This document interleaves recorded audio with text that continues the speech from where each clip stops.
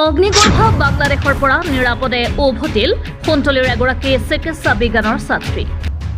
চুবুৰীয়া ৰাষ্ট্ৰ বাংলাদেশত ছাত্ৰ আন্দোলনৰ পৰিপ্ৰেক্ষিতত দেশখনত সৃষ্টি হোৱা অগ্নিগৰ্ভ পৰিৱেশৰ মাজত অসমৰ কামৰূপ জিলাৰ কুন্তলীৰ এগৰাকী চিকিৎসা বিজ্ঞানৰ ছাত্ৰী নিৰাপদে ঘৰ আহি পোৱাত পৰিয়ালৰ লোকে স্বস্তিৰ নিশ্বাস পেলাইছে।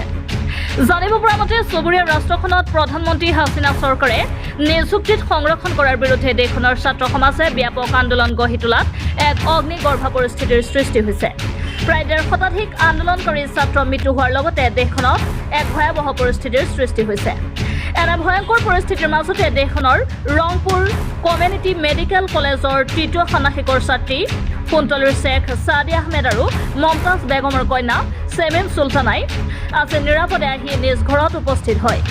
ছাত্ৰীগৰাকীয়ে পশ্চিমবংগৰ বেংকৰাবান্দা বাংলাদেশৰ সীমা বহিমাৰী সীমান্ত দি পাৰ হৈ আহি যোৱা নিশা ২ বজাত গুৱাহাটীত উপস্থিত হয় আৰু আজি দিনৰ ১ বজাত নিজ ঘৰ আহি পায়। ভয়াৱহ পৰিস্থিতিত অতিক্ৰম কৰি ছাত্ৰীগৰাকীয়ে নিৰাপদে ঘৰ আহি পোৱাত পিতৃ মাতৃৰ লগতে পৰিয়ালৰ লোকে স্বস্তিৰ নিশ্বাস পেলাইছে।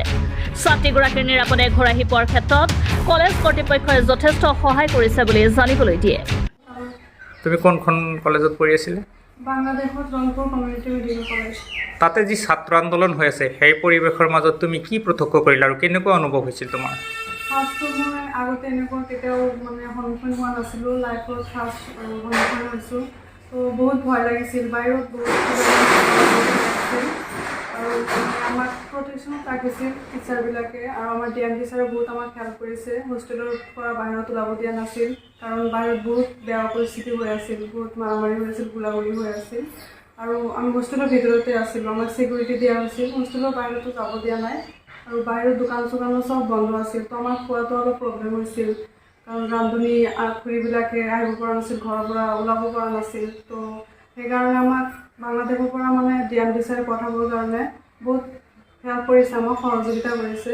পিছে আমি আহিলোঁ আৰু কেনেবাকৈ হেল্পত DMD ছাৰৰ হেল্পতে আহিব পাৰিছোঁ। কেনেধৰণে ঘৰত আহি পালা?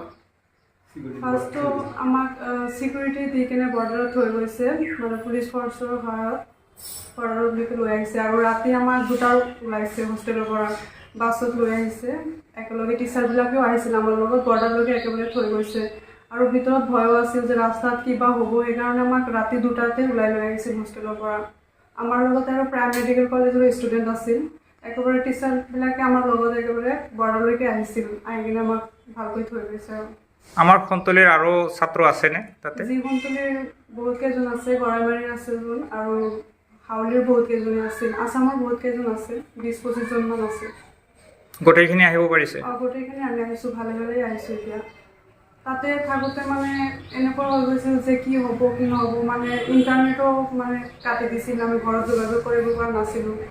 তো DMD ছাৰৰ সহায়ত আৰু আহিছোঁ বাৰু, ভালকৈ আহিব পাৰিছোঁ। বাংলাদেশৰ কোনখন বৰ্ডাৰেদি পাৰ হ'লা? বাংলাদেশত বুঢ়ীমাৰী বৰ্ডাৰেদি পাৰ হৈছোঁ আৰু চাইনাবান্ধা বৰ্ডাৰ। এতিয়া বাংলাদেশৰ যেনেকুৱা ছোৱালীজনী তাতে মেডিকেলত পঢ়ি আছে, তেতিয়া গম পালোঁ যেনেকুৱা গণ্ডগোল খুব চৰম আন্দোলন হৈ আছে, তেতিয়া খুব উদ্বিগ্নতাৰ মাজত দিন পাৰ কৰিছিলোঁ। ফাৰ্ষ্টৰ প্ৰথম দিনা তাইৰ ছোৱালীজনীৰ লগত যোগাযোগ কৰিব পাৰিছিলোঁ, কিন্তু 2 দিন পিছতে যেতিয়া নেট কাটি দিলে তেতিয়া আৰু বেছি আতংকিত হৈছিলোঁ। এতিয়া যিয়ে নহওক ছোৱালীজনী আজি আহি ঘৰ পাইছে, গতিকে ঈশ্বৰৰ আল্লাহৰ ওচৰত কৃতজ্ঞতা স্বীকাৰ কৰিছিল। কুন্তলীৰ পৰা আবুল হাছামৰ ৰিপৰ্ট, আছাম লোকেল নিউজ।